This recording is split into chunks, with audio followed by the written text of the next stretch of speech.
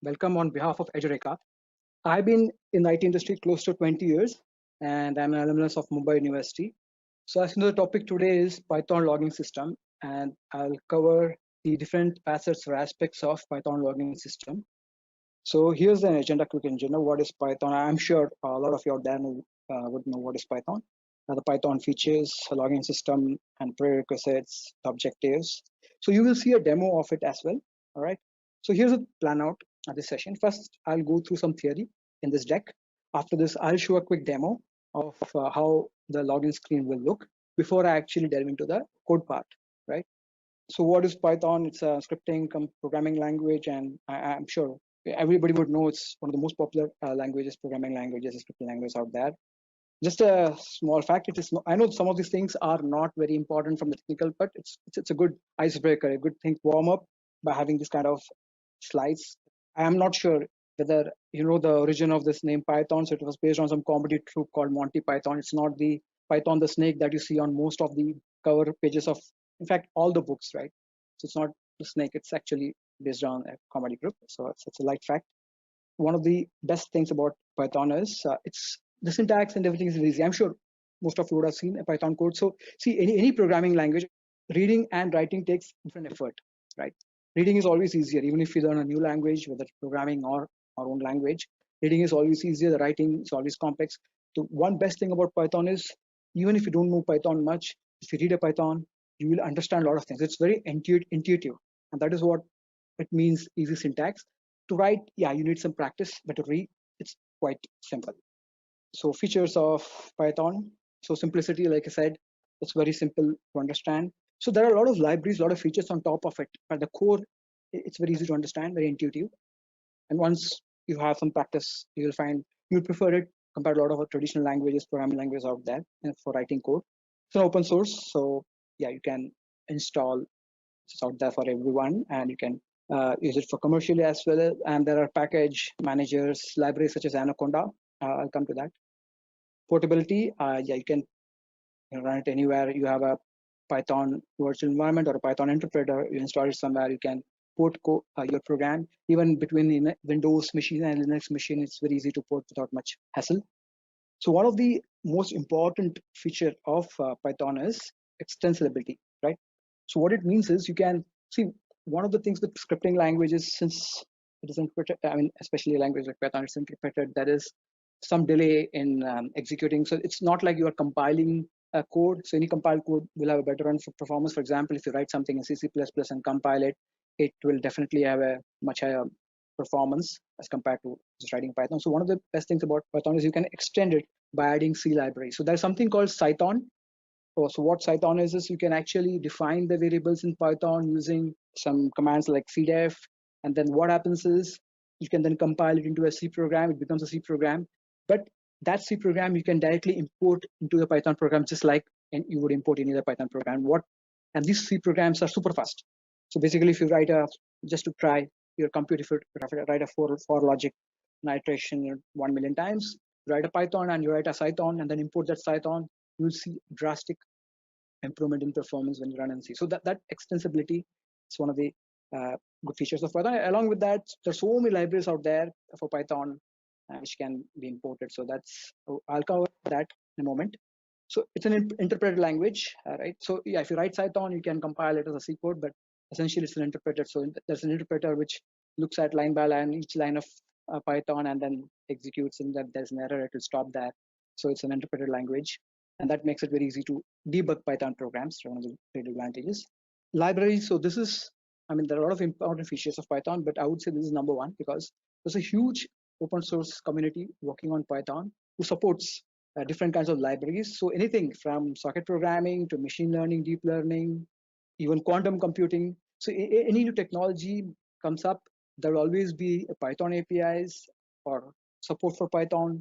And while there will be in each space, you will have another language competing with Python, but you'll see Python everywhere. And that is entirely due to the huge open source community who like Python. And any new algorithm out there, for example, machine learning and deep learning, any new algorithm comes out, first you will see a Python library made out of it before you see other technologies. So that's one great, and that's the reason We all want to go into Python or work on Python, most of the technologies, because that will be a library. It's not a silver bullet, right? You can't use it every place, but essentially a lot of the new areas like deep learning, machine learning, cloud computing. If you are working with AWS, they have a go-to library, or if it's quantum computing, Python helps a lot. The last part is you can write it as a procedural language, or you can write it as a object-oriented, so it supports both flavors. All right. Who uses Python? Yeah, so that's a question that just answered a moment ago. Across different application, they'll find you are users of Python, and just terms of different organizations and companies using that. So now, what is the login system? It takes inputs from users, right? This is the login screen. You enter an email ID, user ID, password, you log in, and then if you don't have an account, you sign up. This is all a login system is, and there are a few aspects of it which I'll explain as we move on to the demo part. So prerequisites for login system, right? So what are the different blocks that comprise a login system? So you have a login form that you just saw a moment ago, then a registration form for signing up.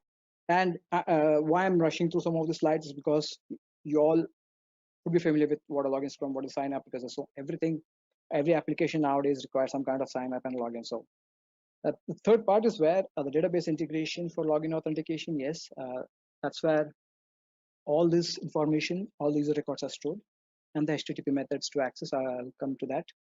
This login system project objective. We will be using Flask framework, right? So those of you who are not aware, it's a micro framework to build Python web applications, and it also comes with a lightweight web server, and that you can, Flask is embedded with a lightweight web server, and you can actually host web application on using Flask framework. So one thing about Flask is it's very lightweight, it's very easy to understand, and it's also very extensible, which means the footprint of a Flask framework is very, very light. What I mean is very small amount of code will be there in a Flask framework, but you can add a lot of other libraries like security or database on top of it and make it complete framework with all the features of a framework. And the competitor to Flask in this space is Django. So Django and Flask, these are the top two web frameworks, web server, and which host lightweight web servers for hosting web applications in Python. Then database integration, there are multiple libraries, multiple connectors. You can use Flask, MySQLDB, you can use anything. And the URL, the web page, right? When I say URL, the web page that you saw on the browser communicates with the web server, the Flask-based web server written in Python using post and get methods. Just hold on to this, and when you see the demo, you see the code, this point will get much more clear. Right? So login authentication, what all entails in a login authentication. So you read the input from the login form. Again, database connection. So database connection is basically to authenticate the users, authenticate and authorize, send those values to database, and you will see all this in the demo as well as in the code. So this is sign up. Here's been sign up, reading again the same flow. There isn't much different, and you all know what a sign up is, but this is the same standard steps, except that you will be inserting into the database. So when you log in, you are reading from the database. When you are signing up, you are actually writing into the database, right? So now let me show you a simple demo screen, right? So here's the thing. Okay, so far I showed you a theoretical presentation, a deck. Now we, as human beings, we understand better by visualization than just text, right? So let me just give a glimpse of what we will be building, and then before we jump into the code. So here's the login and sign up screen, right? And I'll just put CR7. Let me enter credentials. So it's saying welcome Cristiano Ronaldo, because that's already there in the database, right? So let me log out. Let me say some other user. I put an invalid password. There's incorrect password for Messi. So here's the thing. See, usually in enterprise applications and all, the whole login screen using different technologies, like mostly JavaScript based Angular or React.js, those kind of technologies. But this is how we build a login screen for Python. So this session is about that. And one thing I want to just mention is usually you will not see this kind of error message, invalid password for a user ID, because the thing is, due to security, whether the user ID is incorrect or the password is incorrect, you will get a generic message saying, hey, user ID or password is invalid, so that you don't tell the person who's logging in, hey, there's already a user ID for this, because this is useful for people who want to do some mischief, if they know there's a user ID existing, they can do it. Also, just for demonstration, I'm showing the incorrect password, but usually you will get a message that whether it's user ID password, will say invalid. All right. Example, if I put something, it will say invalid user. Now let me put the correct password for Messi, and it will say welcome Lionel Messi. So this is the profile page. All right. So understand this. What you see here, I just remember it. If you have a notebook, you can note it down. This is the profile screen, right? When I'm saying, hey, welcome. And then I'm showing a logout screen. I click on logout, it comes back to login screen, right? This is another HTML login. Let's say I try to add Tony Kroos. So these are different football players if you don't know them. So invalid user, it's saying, right? So let me register. Let's say Kroos. Let me enter his email ID, and then I'll set up some password. That's it. So sign up successful. You can go back to login screen. Now let me log in Kroos. Right, so it's saying welcome Tony Kroos, right? So you have a profile page, you have a login page, and you have a new page, sign up. All right, so this is what you will be going to see in the code. So now what you see here on the left, let me show you here. So you can ignore the first part. So there's a login HTML, right, which is essentially the HTML page. So let me just open it and see how it looks. I know all of you have seen HTML, but just let me open with Chrome. So this is the pure HTML on Chrome. Now you'll see what is this gibberish. Don't worry, I'll come to that. But rest of the objects on the screen, same thing that you have seen here. Okay, so that's all HTML is. And there are three main HTMLs here. Login, like I said, this one, login screen. Then the profile, where it says, hey, welcome, Lionel Messi, and the sign up, right, new registration, where I registered 20%. Okay, so I don't want you to, I'll walk you through some of this code, but I don't, want to build it as we walk along, because this is something you will get. So this application I have built for this particular session, and you can, making this HTML is not a big deal, but I'll focus on the Python part of it. All right. So I just want to show the Flask. Okay, I'm using the Flask micro framework here. So this is a rough copy. What I'm going to do is let me just show you Flask before we jump into login part of the screen. Okay, so this is all again boilerplate code. What I mean is you have a Flask library, you import the class from it, and then you define the app. So in this case, name is actually will be main. So in any new program when you execute, it will be main, right? So this is a standard code. So here is where you will find how easy it is to run Flask.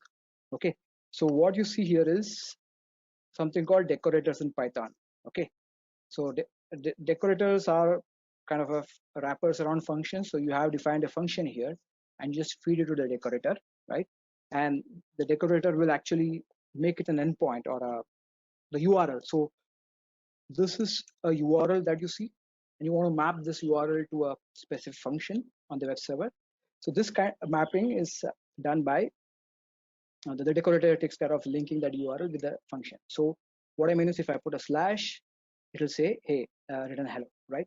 So I'm just showing this code to, before you see this code and it becomes very complicated, let me show you the smaller code, right? So I'm just saying hello all, right? So here's the thing, let me just run this and probably you will be able to see it, right? So that's it. I just run this program and you see so localhost. So this is binding to some IP address 00, but I'll see something on local port 5001. Okay, so let me see 5001. What do I have? Hello all, right, on the screen. So what has happened is I have said the URL is slash. That's it. It goes to this function, right? The browser sends the action to this particular function, and it returns return hello all. That's it, and that's what you are seeing here. Now that's all. So now let's say I want to build something. So let's say I will just right. So I don't have a welcome page, so not found. This URL is not there, right? So I will just uncomment it.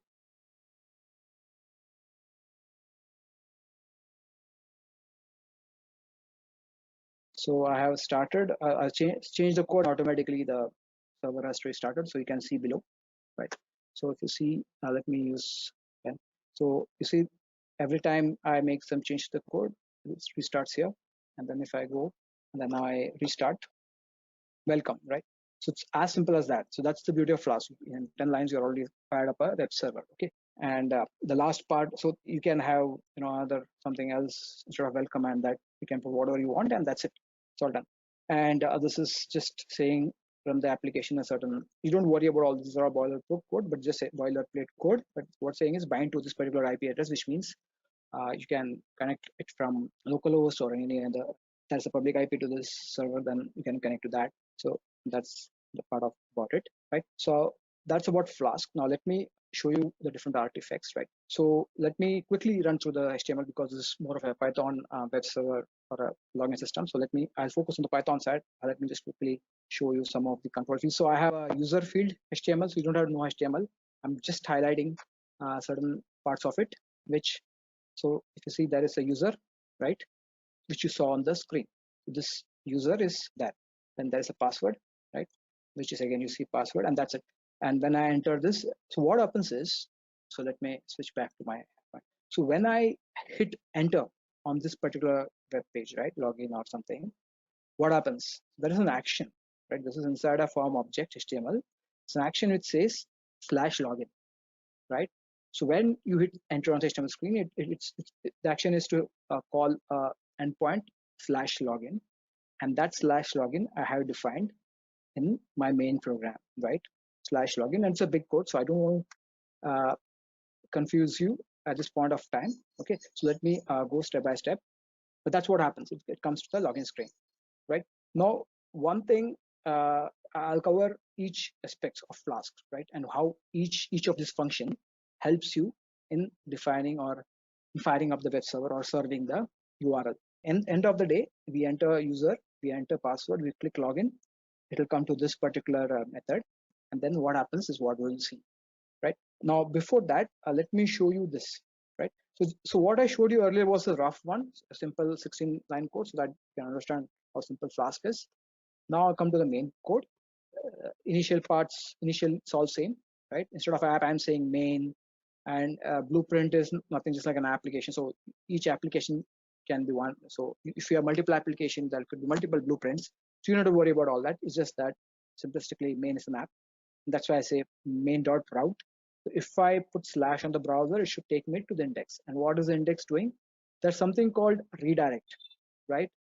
Redirect means you have to, if there is nothing happening on the screen, it should redirect to the main.login, right? So redirect URL for main.login. Main is this name of the program. Okay, so redirect main.login. Main is the name of the application, and login is the name of the function here, right? So what happens if I go back to the browser, and I will not put any logins, anything. I'll just put /, that's it. It still gets automatically redirected to the login, right? In case, let's say I have put something else, right? Return, let's say I heard return render template. I'll tell you what render template is for a signup.html, right? And I'll comment this out. So now what I'm saying, if I hit /, right, it should go and render. So render is a technical term. So it's just like rendering a template or rendering HTML on the browser. So if it's a /, don't redirect to login. Just show me signup.html, right? So let me try that again. See, now it's not taking me to login. Now it is to bring me to a sign up screen. Okay, so it's like one line you can move here and there. So that's some of the things. Flask makes your life so very easy on the respect. Let me restore the world to its normal order, right? So yeah, it goes to login, right? That's it. So now let's move on to the next part of it. All right. So for now, let me just create a copy of it, or let me create in the folder itself. I have a copy. This main, let me just remove it. Everything which is what is there. I'll come to that later. Okay. So now what login happen when I do login? This is what is happening. I'm setting render template login.html, and that's why when I say login, or whether it is whatever it is coming to this particular page, right? Similarly, new, right? new is a name that I give for a sign up. All right. So if that is sign up request, let's say I say new. All right. So what will happen? If it's new, I will render this HTML page on the browser. So I'm basically returning this particular template or HTML to the main screen. Right. So I'll say new comes a register screen. Right. Similarly, that's a third screen that I said. Right. Profile.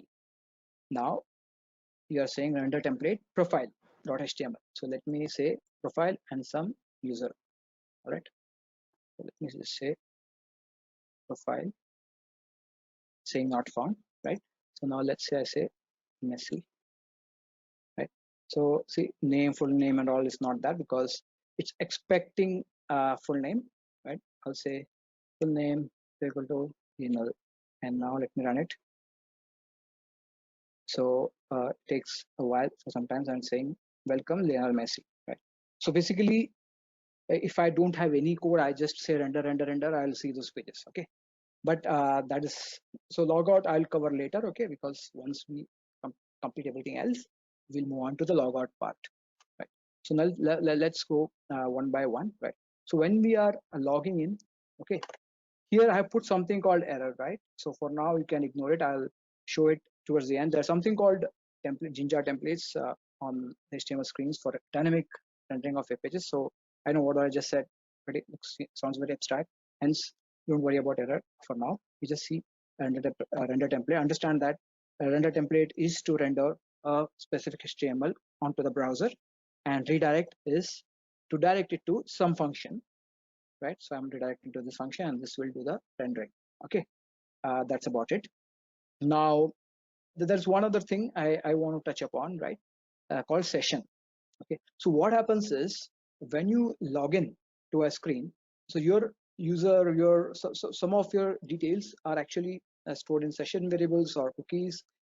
So that's why, in any application you go to multiple pages, it recognizes it is you. It doesn't ask you to enter your password at every step, right?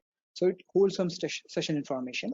So that's something, once you log in, it is able to, the application will tell you, hey, you're the so and so person. So it will show all the different pages in the web application. That is why earlier when I typed in Tony Cruz and I logged in, saying welcome Tony Cruz, because the session variable is a variable which still stores Tony Cruz, and then until I say logout, it will not clear the session variable. Okay, and now nothing will happen because it's all, I'm just still running with the older code. So I just removed a lot of code, but I'm just saying that takes you out.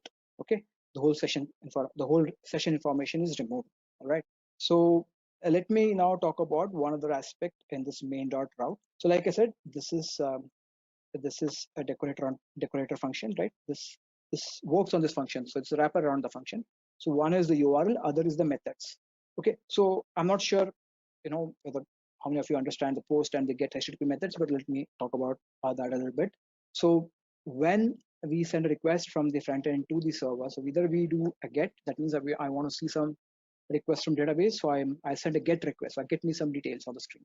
The other is the post, where I'm submitting a form, I'm submitting some details, so it's a post, and then it gets updated into the database variable. So that is the post part of it, and that's another aspect that gives. So depending on it's a post or a get, we can do different things. Okay, now let me not write some code around it. So let's say it's a login. Okay, now when we log in, what should happen? So if you go to the login HTML, right, it says login and method post. So I'm submitting the username and the password. All right. So I will go to main and I will just say if request is one of the methods or classes within the Flask library, right? So when you submit certain information from the HTML page, you can find it under request. All right. So this is a object which holds all this, the different information that is sent from the browser. So if you say method is equal to post, because I'm saying it's a post request, right? So I'm saying if request is equal to post, let me take down those requests, right? Let's say user is equal to, user is a local variable, so I'll say request dot form. That's the So I'm submitting a form here. Let me go to the login HTML. So I'm submitting a form, right? Hence, you'll say request.form, and then you will have user, okay? And then I will take the password, right? Same syntax, request.form. So what is? Let me look at the password name. So if you see, let me, yeah, user is name is user, and password is yeah, PSW, right? You can just above this yellow PSW. So let me erase. Thanks. Yeah. So PSW. So this is the password field. All right. And then see, here's the thing now. Fine, the user has entered user and password, but how do we know whether the user is existing or not? For that, we need database, right? Otherwise, how will the program know? And that is where I'm just introduce you to this particular MySQL RDBMS database. That's what I'm using here. Okay, you can use any kind of database for holding this information, but MySQL is the common. It's also an open source, and it's pretty powerful. So I'm using a MySQL database on AWS Cloud. So this is not hosted locally. I will host it on the AWS Cloud, and I'll show you how the table looks, because now that you have entered the user and the password, someone has to go and verify in the database, right? So how to do that? So that's where we have this. Let me open that specific show open editors. So model.py. All right. So one thing is just in the interest of the time and the depth of the subject, I'll focus on the Flask web server, but I'll just quickly run you through what this my model program does. Is it has a MySQL API, right? And there are some. I'm giving 4 details, right? If I want to connect to a database, I need 4 details. One is the IP address. So this is the IP address, or in this case, it's called DNS. Yeah, domain name system DNS of the MySQL database on AWS Cloud. The database is dev, user ID is admin, and password, if you see, it's a big gibberish, and I'll tell you why it's a long gibberish in a moment. But let me show you the table, right? So this is a MySQL workbench. This is also an open source tool you can use to connect to MySQL database on your local or anywhere in the world, as long as you can connect it. It has a public DNS. All right. So this is the name of my table user, and if you see, I have 4 records already created, right? CR7, Kane, Mane, and Messi, and so this is how I check whether the user is existing in this table or not. So I'll just check. Username is the primary key. I believe you know. I mean, I'm sure all of you know what is a primary key. So there's a primary key, and based on that, I check the record is existing. If it's not existing, I have to insert a row, right? That is how sign up happens. And if you see the password, it's all gibberish. Reason being, I'm actually hashing it. Never a good idea to save passwords, the true password in programs or in database. Hence, I'm using something called hashing. What is hashing? Yeah, that's again a separate topic.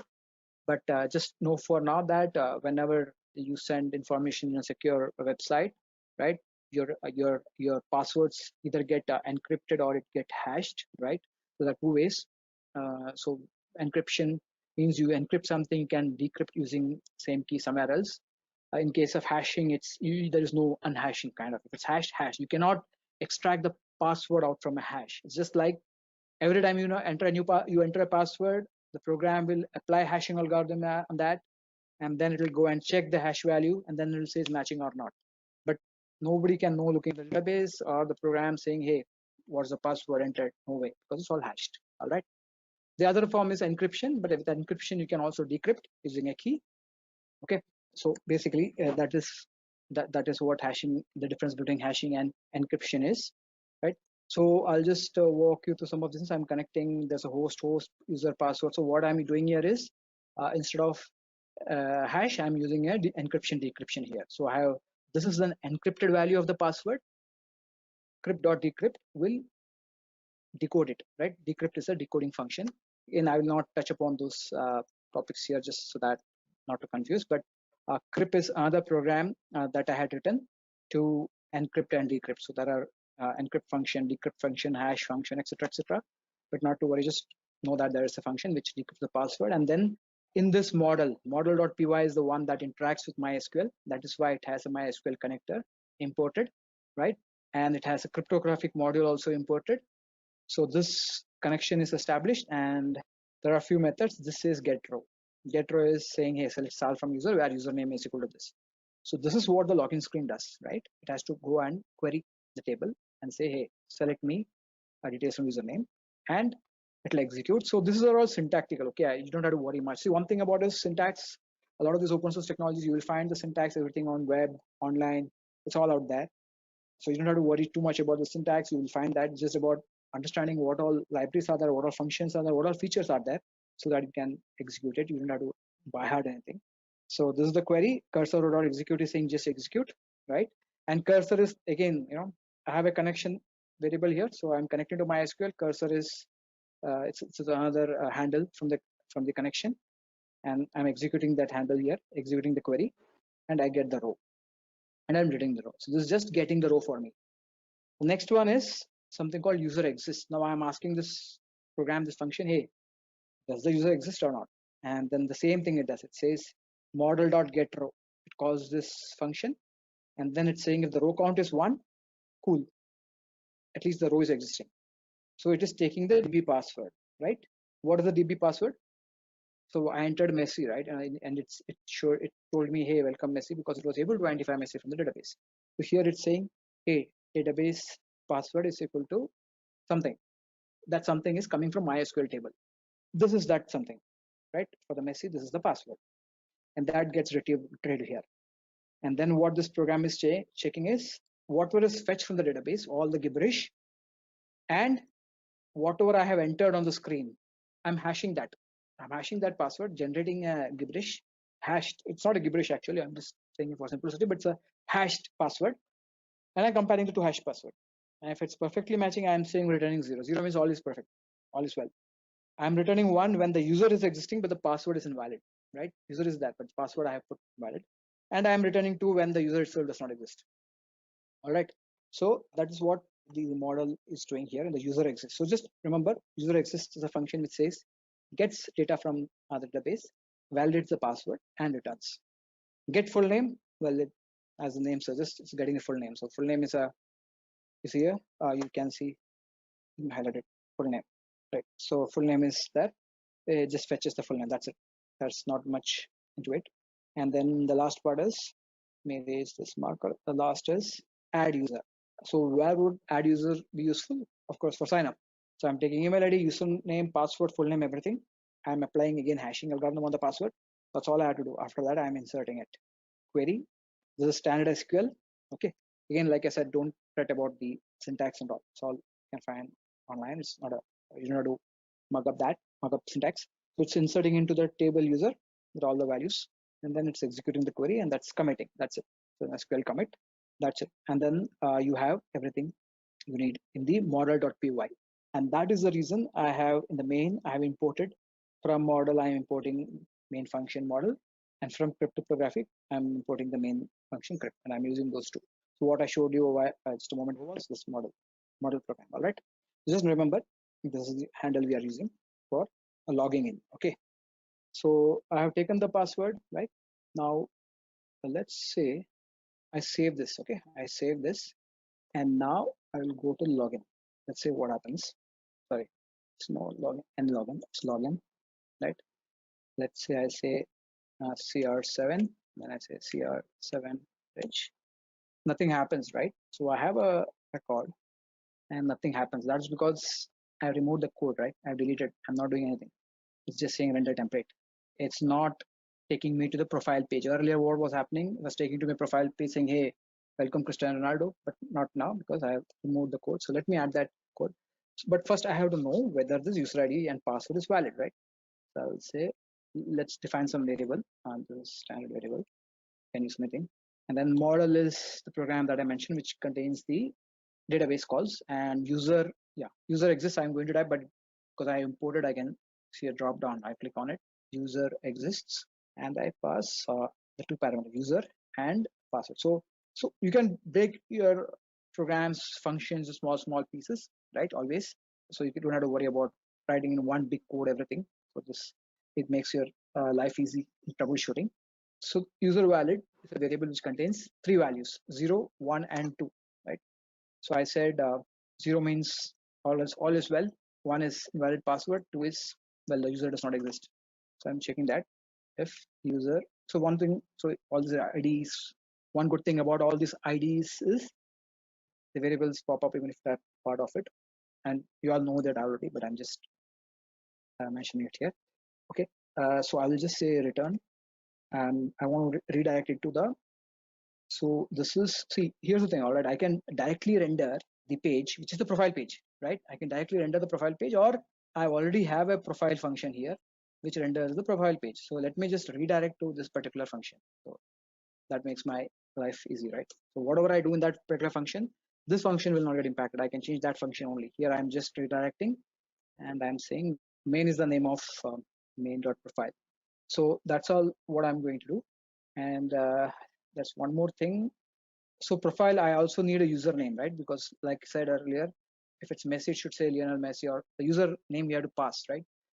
That's how it is able to render. And let's pass that username in this redirect, right? So main dot profile, and I will say user is equal to user. So this is what, that's it. All right. So that's all you have to do for if the user is perfect or the user is existing database. The next thing is if the user is not, let's say the password is invalid. Okay. In that case, I just user is invalid. Let's say it's invalid. So the third scenario is the user does not even exist, right? And this here I will say user is invalid because user does not exist here. Password is incorrect for user. Okay, so we just want to add that. So let me reiterate. It's a post function, and then I have a request.form, a password, user valid. I'm checking if user is existing. I'm passing it to the profile page. Here I'm saying password is incorrect, and last part is user is invalid when it isn't existing in the database, right? So that's all it is, and then I'm entering the login page. So if let's say the request is not post, some other request, it will continue to stay on the login page. However, the request is a post and user is valid, it will redirect to the profile page. Okay, let's run this. Let me restart.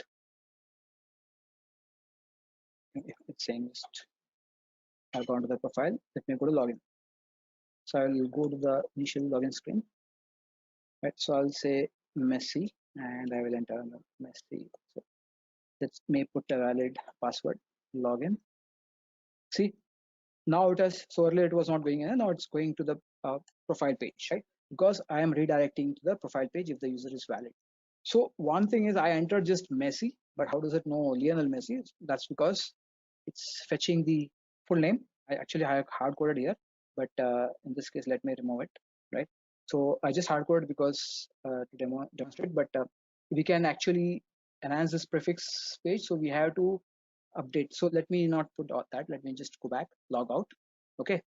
And let me enter Messi again. And we'll see what happens. So let's say Messi. And I will say, yeah. So full name is not defined, right? There's no full name. That means the profile function is not complete. I need to get the full name. Then only I can display it, right? So let me do this. I will full name is equal to. So we saw, right? There was a function in model, extract full name, get full name, right? Okay, get full name, fine.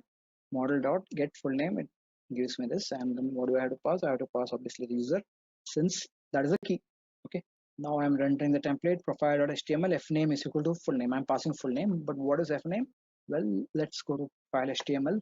I will look at the, let me scroll once so that you can see F name somewhere here. Profile, yeah. So as you see, let me highlight it. F name. So it's saying welcome F name, right? And that is what full name getting passed here. Okay. So now you will wonder what all this open braces and all are. I'll come to that in a moment, right? So now I go to main. I have set the full name. Full name is equal to model get full name. I'm passing the parameter. Now let me restart the server. Or server gets auto restart every time I change the program. Okay. So here what I'm doing is I'm just putting some data with a valid password and saying welcome Lionel Messi. And just so that you don't think there is some kind of trick here, I'm gonna put 𝐿𝐴𝐴𝐴, right? Password is incorrect for Ken now, right? 𝐾𝐻 is existing, but I put an invalid password for it. So saying welcome 𝐻𝐷𝐾𝐻. Why? Because 𝐻𝐷𝐾𝐻 is there in the database. 𝐻𝐷𝐾𝐻 full name, right? As you see here, second row. So we have basically constructed from login to the profile page. Okay. Now let's quickly go to the sign up page, right? So what happens when I say new? It takes me to the sign up page, right? Now let me build. So this is where it comes. Right now nothing is happening, right? If I say register, let me fill something. Nothing is happening because I don't have any program here, right? I haven't put any code. Now what I have to do, I have to add a user. The moment there is a sign up request, right? I have to add a user. So that's what the new function will do. Okay. So the first thing that we need to do is, we are checking if the, see, again, when you go to the sign up page, when you go from login screen to the sign up page, you are just showing an empty screen. But once you enter the details and submit, and then you click on register, it's a post HTTP method, right? Post. So you're submitting data to the backend server, right? So let's put it as post, right? So if so, what is that? Request dot method, the same code that we had earlier, right? So we're looking at the request variable, we're posting it, and now here's the thing: we have to get the details. So all the 4 details that we are going to fill. Because if right now, if I say Andre is existing, Andre is not existing, so I'll say Andre, okay, it's already there in the cache. So I'll say theory Andre, and nothing happened. Why? Because I haven't written full code. So here's the thing. I'll say, now let me put that code. Request dot form, right? User password is equal to request dot form PSW, sorry, password, and email is equal to request dot form email, and the last part is what? Full name. Full. So this can be any name. Okay, it's the local variables, but one in the square bracket should be coming from HTML. Yeah. So that's what I did. Now what I'm going to do next is I have to insert this, right? So I'll say model dot add user. That was the function, right? So in that add user, we'll have to pass multiple variables. Let me use the arg star arg, again email. So what order I'm expecting?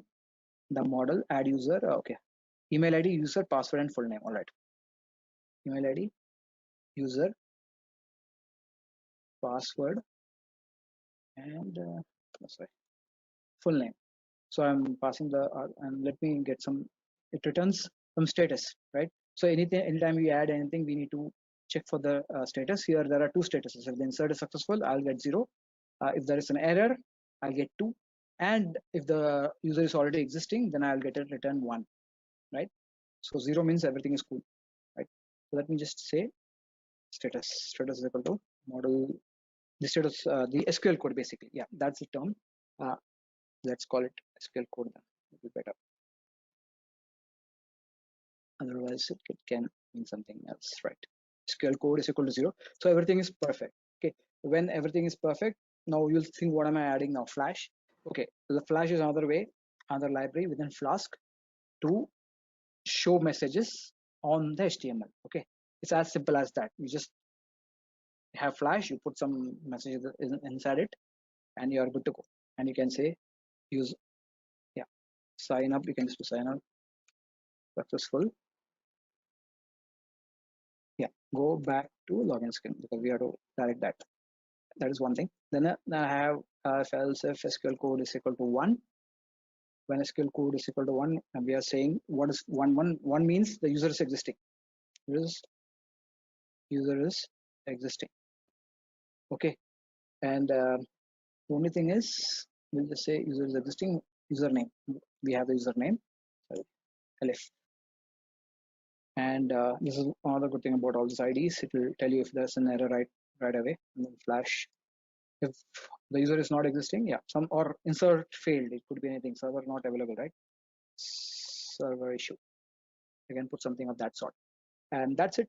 So now let me run this program. Sign up. Okay, refresh. So this time when I enter some, okay, so render a template, sign up.html. There is some syntax error, return render template, sign up.html. right? So I have to add something here. What is it saying? So there is an issue. Just troubleshoot it quickly. Sign up successful. SQL code is model.add user. User is equal to user password. Sign up.html. Okay, this is sign up.html. Okay, and let me just. It should not matter, but maybe it didn't get refreshed. Okay, so indentation problem. It's saying SQL code else elif SQL code, right? So let me see. Okay, sorry, I did some indentation problem. So that's something you have to be careful with Python, right? I just put some space additional by mistake and some through error. Okay, but again, that's fine. All those IDs will show all those errors. So that's really nice of it. So let me now try to register Thierry Henry, and let me put the password, right?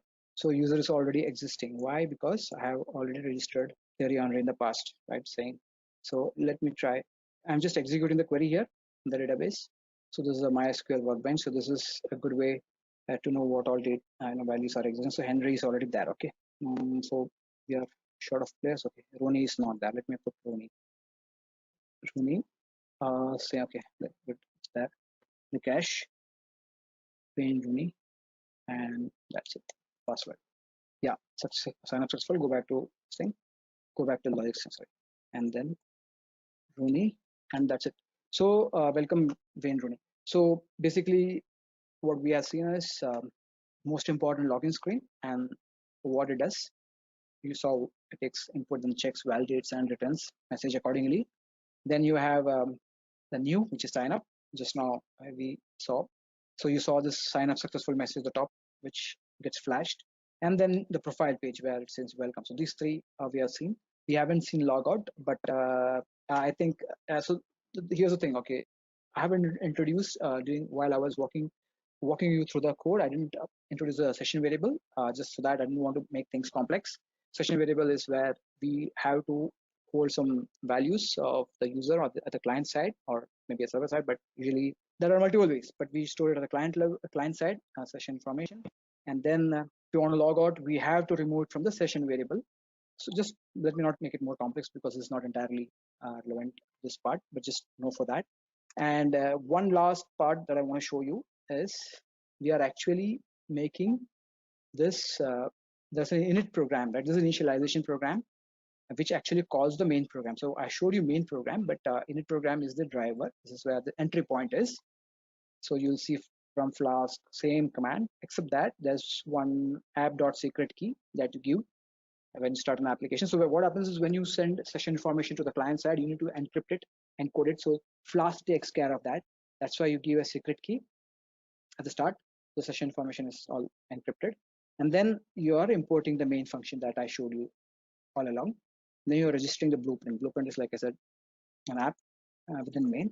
That's it. So this is again a boilerplate code. You don't have to worry about the standard code. Here is where main is where I walked you through the various the maneuvering across the various screens.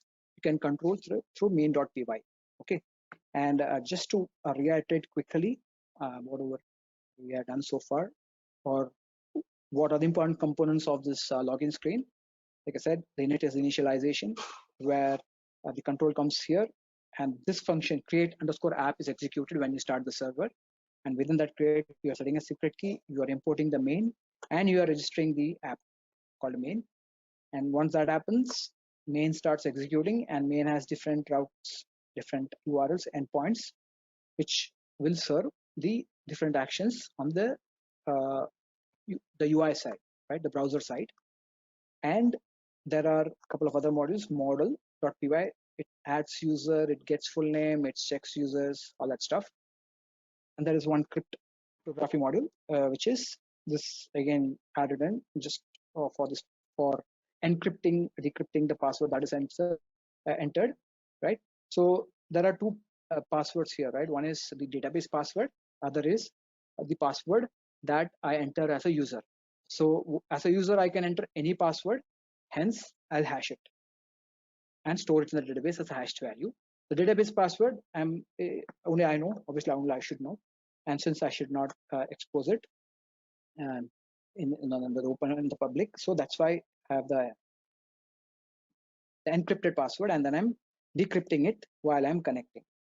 So, and for decrypting and encrypting, there is something called some keys. So I'm using specific keys. So which I mean, you can see your key and you can encrypt, doesn't matter, but I'm just saying in real-time application, you will have this kind of encryption and decryption, right?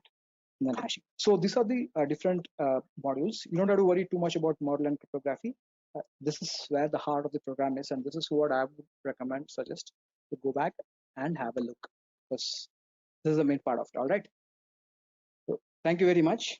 Have a good day ahead. Bye.